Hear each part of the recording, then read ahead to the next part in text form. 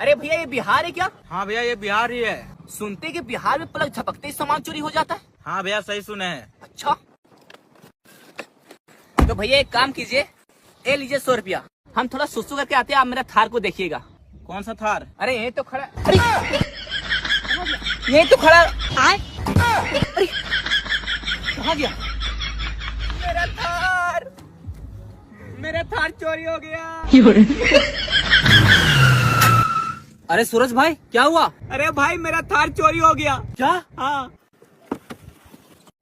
अरे भाई कैसे चोरी हो गया? अरे भाई ये बिहार है, बिहार। यहाँ पलक झपकते सामान गाड़ी सब चोरी हो जाता है। अब हम घर कैसे जाएंगे? अरे भाई टेंशन क्यों ले रहा, मेरा थार है ना।